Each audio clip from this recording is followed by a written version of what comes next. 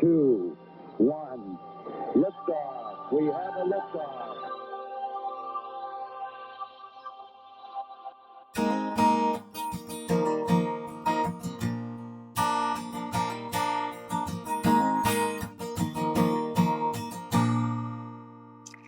As a leader, founder, or innovator, how do you lead with authenticity, transparency, while building, protecting, and ensuring your legacy in your wake? Brandon Wilson is the CEO and founder of communications firm Wilburn. He's also the author of Sabotage. He works as a coach to leaders in public and private organizations seeking to lead with courage. Brandon, welcome to ideamix Radio. Oh, thank you so much for having me on. So Brandon, let's start with how you would describe the mix of things that you do, which are many, some of which I covered in our introduction, but you do a great mix of things, and that has evolved over time. Tell us a little bit about that mix and how you came to it. Yeah, I think at the very core of what I do is it's becoming masterful at the art of communications. Yeah, I think that's where it all began for me, and it is always and continues to be my North Star.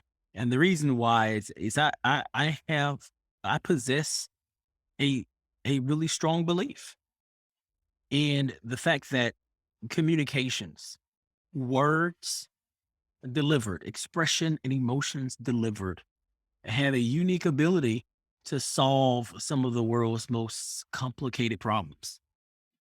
And in helping organizations use their resources to do that and make our world better, I started to meet executives, highly effective executives and leaders at those organizations who were also committed to moving those efforts and initiatives forward. And they also were married to certain pursuits in their own lives, and personally wanted to achieve things as a leader, things of impact. And starting from communications, it introduced me to these leaders and allowed me to offer them strategies, communications strategies for uh, pursuing, but also achieving those bold pursuits. And in that process, helping leaders to identify their own strengths, how people perceive them, how to unlock the power of collective impact, which, in my opinion, is the acme of leadership. And in doing so, unlocking all of the levels of their leadership in pursuit of living their absolute best life. I love the way that you express that, because ultimately the most effective leaders are the ones, in my experience, who live their professional life very much in sync with their personal life and their values and their longer term goals, because no one's a CEO forever. And I think developing a view of what is consistent among those spheres, but equally, how do you then express that as a leader, and how do you sort of incorporate that into your leadership, is, it sounds like, often the challenge that you're helping many of your clients confront and sort of solve. It is absolutely the challenge. Is uh, the challenge is us. I think it starts with you and me and our own personal selves. Yeah. We have lived experiences that tell us what limits we should impose on ourselves. I mean, it starts with us. Those lived experiences also lead to us thinking about success in a particular way. There are people who are whose leadership journey have a mountain of complacency because they truly believe that success is something that should be experienced by others. And so they find themselves locking themselves into prisons of being of having an employee mindset because they feel like their only role is to do what it takes to have their supervisor, manager, vice president, executive vice president feel the success that they're worthy of because they feel like they're not worthy of it. And being able to find where you land or what rung you are on what I call the spectrum of susceptibility to self-sabotage is incredibly important to getting yourself out of the way uh, of achieving leadership that makes a great impact, but also from achieving a life that is absolutely the best that it can be. An interesting fact here is that um, about 2% of people in the world realize what I'm talking about, like actually realize it in their life. So that means there's about 98% of people who never figure out the forces that they need to address to get out of their own way. And as a result, they don't live their best life. And those 2% of folks are the people who write the books that we read, who show up on ideamix podcasts, who um, who are on, who do these incredible things that try to show you what they've discovered about themselves. So you're absolutely right. Our inability to really see ourselves and to see how others see us and to evaluate the power of our lived experiences and the limiting effect that it can have on our own leadership journey is tantamount to becoming a leader of consequence. Yeah. It's a great segue into what was going to be my next question for you. This topic of sabotage, which is, as you said, 98% of people have the capacity for self-sabotage and don't even know it. It's always struck me that your 2%, 98% analogy, I don't know what the exact numbers are. And I don't mean this in any sort of condescending way, but that type of proportionality also applies, I think, to people who have a learning mindset versus the ones that don't, right? Like our learning kind of never stops, right, in our lives. And if you adopt that mindset, then you're always looking for the next thing. You're always looking to learn something out of whatever experience, pleasant or unpleasant, and sort of moving forward with that set of learnings. What is it, do you think, that creates that split, whether it's, lack of a learning mindset or the ability to self-sabotage? Like, what is it, if you had to point to one or two or three themes that arise in your work with the leaders you work with? Yeah, I think it's very clearly, let me first say that leadership, plain and simple, is influence. And when you realize that that's what leadership is and that's where it begins, you quickly realize that leading begins the moment you say, "I don't know." Right. That is critical and vital to answering your question. Is assessing uh, your ability to become a transcendent leader who is highly influential, who can unlock the power of collective impact, which is which is necessary for achieving really bold things. And I rewind all that stuff I said, and look in the mirror and ask, do I have the courage to say, I don't know? Let's start there. Yeah. Such an important question. That's when you finish that sentence, leading begins. Yeah. And being an incredible reader, very curious, a perennial learner, is vital to navigating your entire leadership journey. The moment you stop learning, you actually find a really comfortable spot on your leadership journey on the side of the road with a grassy knoll, a high tree with a lot of canvas, and you rest right there. And you're fine just being there. And it may be a third of the part of the way, it may be halfway there. And we call that self-satisfaction. We call that complacency. But you are fine having mastery with that day.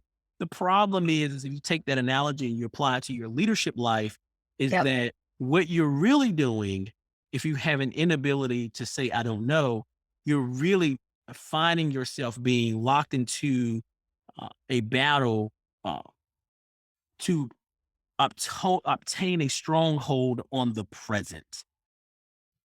And the present is fleeting. And people who lack the ability to say, and I will talk about why they lack that ability in a second, but people who lack the ability to say, I don't know, or the courage to say, I don't know, find themselves quickly becoming irrelevant because, just like your phone needs to have constant software updating in order to Yep. to not be hacked or compromised, our leadership needs constant software updating, which means it needs new information and new learning in Yep. order for our own leadership journey not to be hacked or compromised by others who might say what we can't achieve, or who might say they're only good at resting under that tree at this spot in their leadership journey. And they're just going to help me go the rest of the way. And so starting with I don't know is really, really vital to assessing your ability to really become a highly effective leader that with an ability to do things and achieve transformation at scale.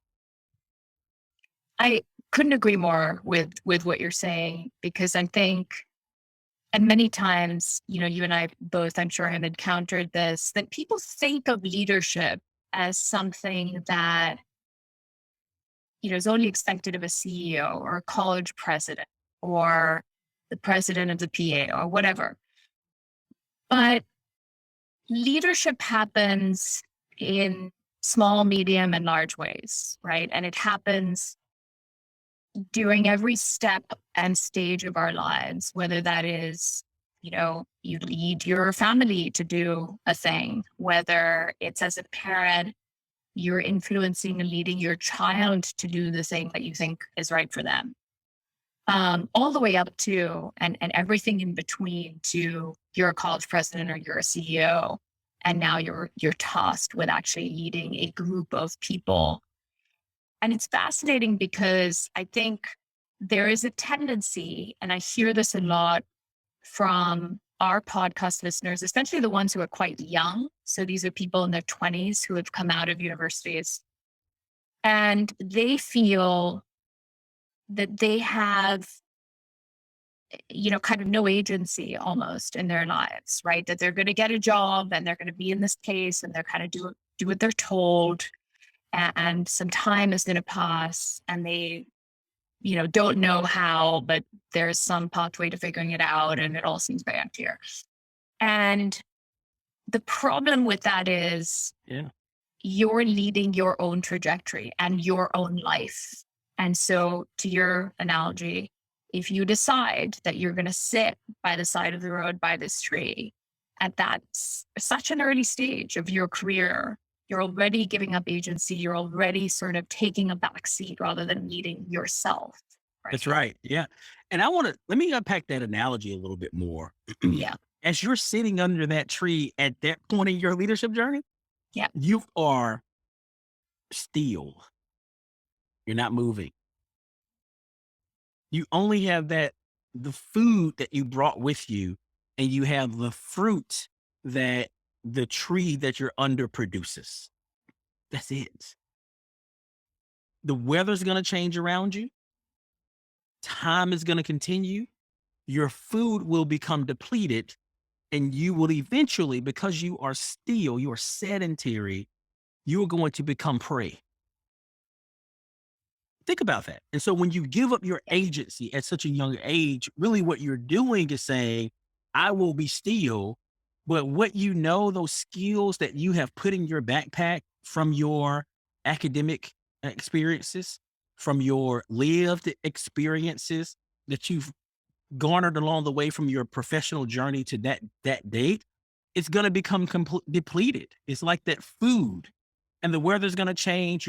There's going to be a need for you to do other things to survive in your current post at your company, at your job, at your startup, at the company that you're starting. And because you've ceased replenishing your backpack with skills and knowledge, you're going to find yourselves incredibly vulnerable to not only self-sabotage, because you're going to talk yourself out of moving forward because you're becoming increasingly ill-equipped for the rest of the journey, but you're also going to become susceptible to external forces, limiting forces, which we call leadership sabotage, where people start to utilize you just for their own personal advancement. And so it's really important that you not give up on your agency too quickly or too soon. I mean, I think that's incredibly important for people to know. And what is unique about promotion and advancement, and you talk about being a president of a college or a campus, a CEO of a corporation. The secret that I will share with everybody listening or viewing, everybody in your audience, I think it's important to hear this: that the higher up you go up a career ladder, or even if it's not commensurate with a title, the more influential you become as a leader, and or the more highly effective you become as a leader, the more vulnerable you become. We are often told that that vulnerability is a weakness. And so, and we may do so because we lived in houses where parents will literally say, I cannot change jobs. I cannot build a new startup because it's just too risky. And I don't want to do that to my children. And they say that in front of you while you're 7 years old, eating at the table with them. And you literally have been positioned on the wrong of the susceptibility, the spectrum of susceptibility to self-sabotage, to now fear vulnerability because you remember that conversation. And so you tell yourself that if I get a promotion, there are going to be things I don't know how to do. And we go back to the beginning of that conversation. I lack the courage needed to tell people that I don't know what I'm doing, that I don't know how to succeed at this level. And what you do is you rob the opportunity for those around you to help fortify your weaknesses so that you can go forward together. And so the higher you go up, the more vulnerable you're going to become. And that is actually where you find your strength. And so if anybody ever tells you that you want to run away from that vulnerability, you have to be the smartest person in the room. You have to look like you know everything. What they're really saying is be complacent. Jump into that ring and fight every battle you can to hold on to the ever fleeting present. And those are myths. And what they should be saying is go to places that stretch you. Go to places where you feel vulnerable, because that's where new knowledge begins. I often tell people the path to new knowledge is laid with the bricks of ignorance.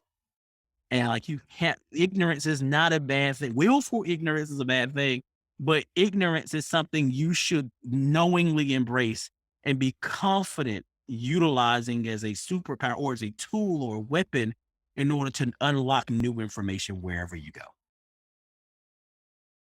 Well said. Um, well, Brandon, one of the things we love to do on this show is give our listeners a taste of who you are as a coach.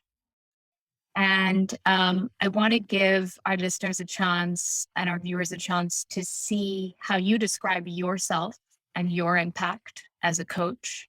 So let's have a quick listen. My name is Brandon Wilson, and I'm an executive coach. Most of my clients are hardworking, they are driven, and they are brilliant. And so most of my time as an executive coach is not really spent on measurably making my leaders or my clients more effective. It is spent making them more consequential leaders, leaders who dedicate their talent to making a measurable difference and having optimal impact in the organizations that they lead. My clients work with me through an analysis of an assessment, 360 and other assessments that helps them to articulate and to identify their personal missions. And then figuring out where their personal mission fits into the whole of their professional mission.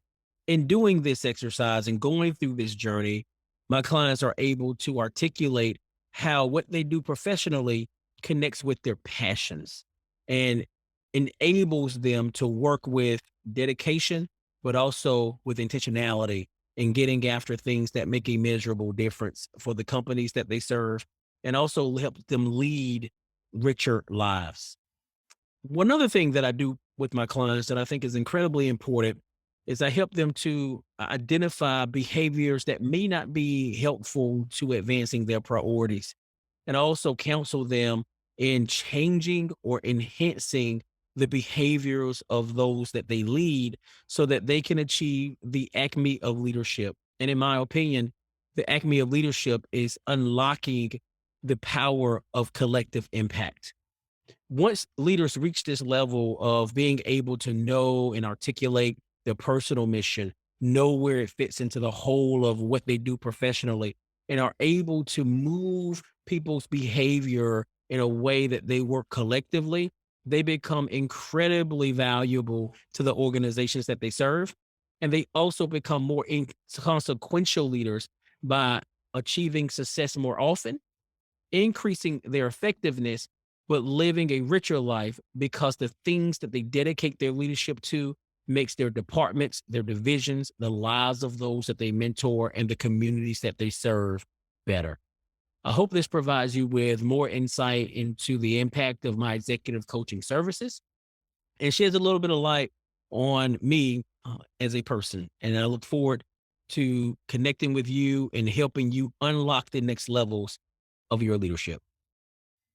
Yeah, I think the first thing for any client to realize is where they fit into the whole of an organization.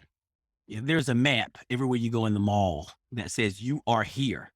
Surprisingly, leaders lack the ability to see themselves in the you are here arrow. And being able to do that with assessments, whether it be a 360 assessment that provides me an opportunity to hear and to learn from people of value, how you are perceived within an organization, and then doing a interpersonal or personal personality assessment to show where your weaknesses align with the things that you do every single day. Taking that assessment and what I'm going to say next might shock a lot of people. I'm not assessing to find out the things you should do, like a strength finder. Oh, you are going to be a bodybuilder because you have tons of muscle. What I'm actually listening for is for behavior that you need to stop. Right. We don't speak enough about behavior that's not very helpful to us. And for those people I coach who are highly effective, who are goal obsessed, they're also superstitious. They believe in doing the same thing the same way over and over again, even when the landscape has changed. Right. And so what's really important next is to create a pathway that's bespoke and that states where their priorities are, what skills they need to achieve those things, but also what people they need in order to achieve those bold pursuits. And then through the course of our sessions, is also important for us to point out the limiting factors, the barriers, whether they are self-imposed or imposed by the organizational structure that you are operating within, and how to navigate around those. I wrote a book because that is a leadership gap.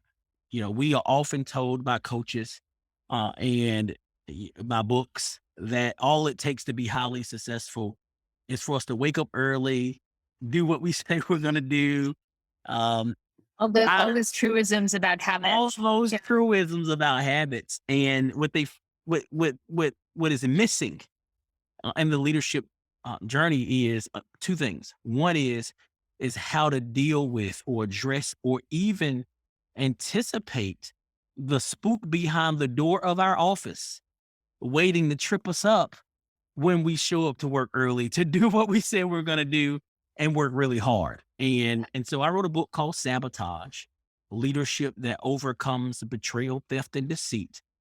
Because I also realized that anything worth pursuing, which all of my clients have really consequential pursuits, are also things that are worth sabotaging, either self-sabotaging or for others to stop us from doing. And why would they stop us? Because success means advancement often. They translate. And as you go higher up in the organization, there are fewer slots. Yep. And we need to face that reality. So I help my clients just determine and be able to assess their environment and be wise leaders. And when I mean wise, in choosing the path of least resistance so Yep. that they have so that they are more effective more often and more consequential as a result. And the second thing that I help my clients unlock is the bravery needed to share with others their disappointments, because failure is going to happen because we're operating in a place of not Of risk and uncertainty. risk and uncertainty. That's right. It is just going to happen. Yeah. And to create the one thing you cannot give yourself as a leader, which is legacy, it's important that you not only unpack for others that you are mentoring or for those joining your journey or those you are um, uh, working adjacent to your successes, but to also share with them your disappointments so that they have the ability to continue the work and reflect boldly upon how amazing and consequential of a leader you are so that you achieve legacy, but you also have the benefit of seeing generational impact long after you have retired or found your mountain along your leadership journey. Yeah, that makes a ton of sense. So, Brandon, we're going to go through a mini coach me exercise. So, we're going to pretend I'm one of your clients, and you're going to coach me for 10 minutes. Oh, I love it. I love it. It's going to be fun. So, let me set it up. So, I am the founder of a very successful, kind of mid-sized company. We're in the process of scaling. We're encountering lots of the problems that early stage companies encounter when they're going from small to medium sized. And one of the problems that we're having in our organization for this situation is retaining the key kind of managers, the level below me as a founder, who will give us the ability to scale the organizational structure so that we can actually tackle this higher volume business and higher volume of customers that we have. I am clear. So are we starting? Yep. Hey, how are you? My name is Brandon Wilson. Can you tell me a little bit about where you are along your journey of growth as a businesswoman? Yeah. Thanks, Brandon, for taking the time. I am a first-time founder. This company has felt like it has been my baby, and it's been just as challenging and pleasurable as having a baby. um, and I remember the early days of just the sort of the fear and uncertainty, in your gut that this could all go horribly wrong and not work at all as you thought it would. To now a place where the fear and uncertainty is not, is this going to work? Now we've established that it works. But now we're dealing with all these problems with our growth and the ability to handle the growth that we're seeing in the volume of business. And so while I thought I would be at a place where the fear and uncertainty is less than it was before, it's proving not to be the case. And so, if I may share with you, there's some trepidation that I'm hearing about the future, about what it means, what it would mean for you personally to not be able to scale beyond having mastered the fear and uncertainty of starting a business.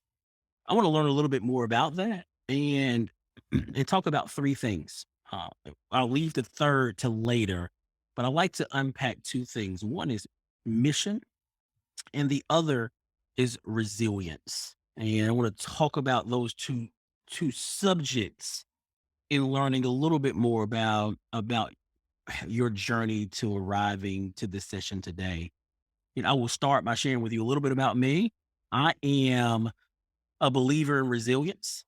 In addition to, or before I became uh, a a highly effective leadership whisperer, I wrestled with a lot of loss, and I've been homeless twice. I've worked at companies and have been subject to layoffs. I have had a lot of successes in my career, but I've also had a fair number of misses in my career. And the totality of those experiences have positioned me to truly understand and connect with um, a lot of leaders who are also facing the fear of going to that next level. And for you, it's scaling a business to a place where it becomes where it outgrows your capacity. And so I want to talk about your ability to lose yourself. And so could you tell me why you started this incredible business, and not you know and please, in this exercise, let's not talk about making money like I did it to make money, or any of that. What I want to talk about is what were you seeking to build the moment you woke up and said, Eureka, this is what I need to do.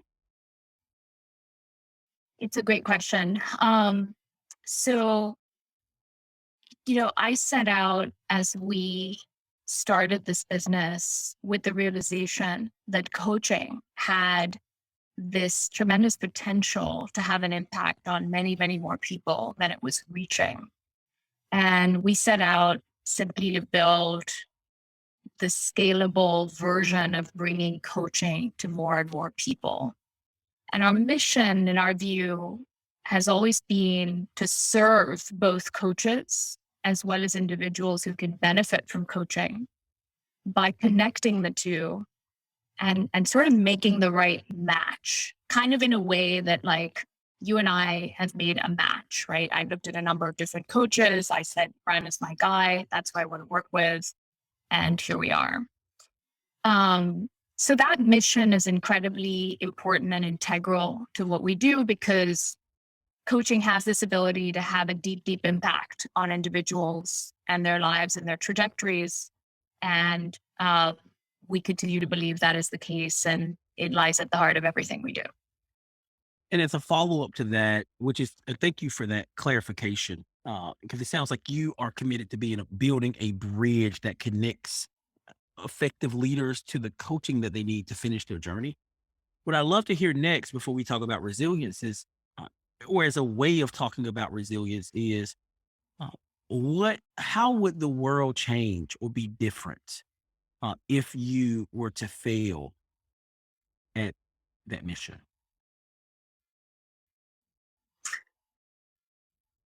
Well, um, I think that our failure, and this is maybe an overblown sense of the responsibility that I feel, but I feel that the world would be worse off in the sense that having a negative experience with our company or our brand, or a failure of our business or our brand, has the potential to cost down on the value of coaching for individuals, which is sort of the value that lies at the heart of our mission. Understood. And so let's dive into resilience really quickly, and then we could bring this session home. There are two laws that I think are important to share with you where you are in your journey. One is the law of, and there are two leadership laws. One is the law of attraction, meaning that um, uh, people around us are attracted to us because they see themselves in us, and they see the Yes. values in us that align with what they uh, that they hold dear to themselves. And then there's a law of replication, that they stay because they are allowed to do the things that you do not necessarily the things that you say.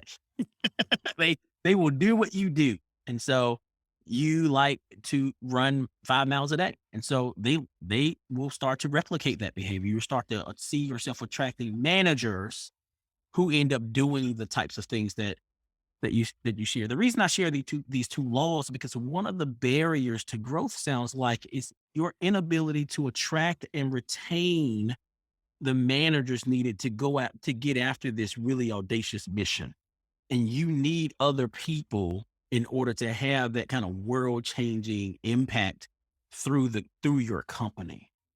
And so what I like to talk a little bit about um, is what kind of leaders you are finding yourself attracting, and then talk about the ideal archetype of the leaders that you like to attract. So it's a two-part question. What gaps exist in the leaders that you are attracting? And what are what's the ideal leader that you like to attract? Also a great question. So I think the problem we're having is that we're attracting a wide catchment area of, or wide type of candidate who wants to come in and work with us, which is great. The problem is that we seem to be bringing in the types of people who, when you get to the core of who they are deeply individualistic. And so they're here because they're seeking individual success through the mechanism of being an ideamix and working at our company. And we need people who are cognizant of their own success, but are really bought into the mission of the company. And that mission is almost more important than the individual. It makes a lot of sense. And so I know this is a very, very productive first session. And there are two things that I hear. Is one is that what you described in many ways uh, might be the things that you are challenged with personally, especially considering the laws of attraction and replication, where there's this wide ranging idea around the things or the swaths of things we want to achieve. I think you probably bring that to work with you as your authentic self. Like, we want to do so much. The world is so big. You also, it sounds like you are attracting people who are seeking personal success and who are drivers and in many ways ambitious. And I will share with you that ambition, if not checked, can easily become a character flaw, and it could be a barrier for us. What I like to do is to put together a strategy or plan with you uh, that allows you to more effectively tap into the strengths and abilities of others around you so that you don't have to change. I think you can be envisioned and you can be driven and you can be all of those things that those late leaders that you're attracting to, but do so in a way that allows them agency and empowers them to take the company to another place and another level. And that we'll do a personality assessment. We'll do a disc assessment to see who you work well with and how you like to work and what environments you like to thrive in. But I will caution you that this is going to be challenging coaching, because another thing I hear is an inability to give your baby flight. You described your company as a baby, and you're looking for leaders who uh, need to be mission centered and not self centered. Mission centered, not self centered. And it's almost, you said it almost in a way that's protectionary, where you want to protect this little one, even when they're 21 years old. And so, and this is not unique just to you. I mean, this is a lot of leaders, especially founders. And in order to give that 21-year-old the flight it needs to move out of the house, it's going to be important that we allow ourselves to allow that baby to grow up. And your company is at a place where it's now time to scale. And so equally, I like to put together a program and a strategy for you that allows you to tap into scalable impact at your company that uh, that positions all you with all of the foundational things that allows the company to do things that you could not possibly achieve yourself.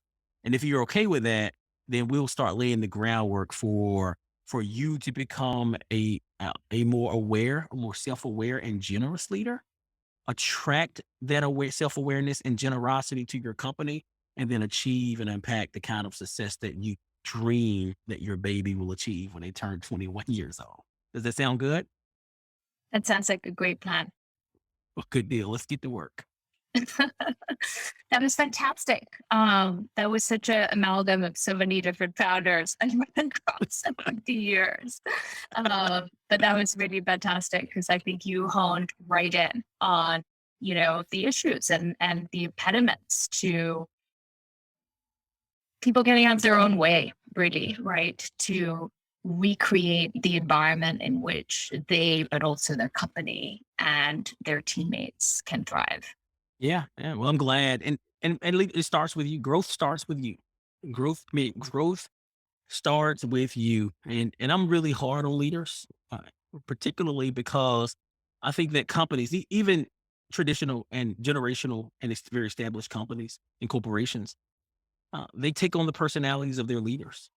And if the company is lethargic, or if it finds itself in a position where it's losing stakeholders, it's sheer, and this is hard for people to hear. Their share prices are dipping dramatically and often.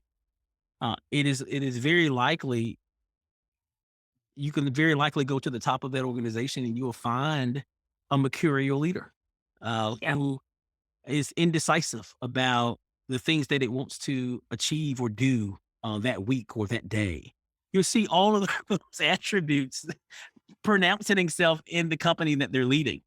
And so it's always important to start from an individual level, because we give birth to the things that we that possess so much of our mental space and mental real estate and our personality.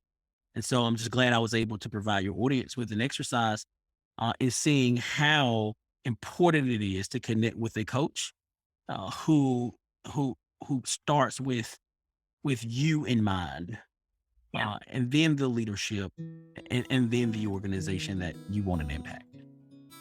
Absolutely. Thank you so much, Brendan. Such a pleasure to have you on today. Oh, I'm honored to be here. Thanks for listening today. You can subscribe wherever you get your podcasts. And while you're there, please do review the show. We love hearing from you. So email us at info@theideamix.com or Instagram DM us. Our episode this week was produced by the incomparable Martin Milewski, with music by the awesome Nashville-based singer-songwriter Doug Allen. You can learn more about Doug at dougallenmusic.com.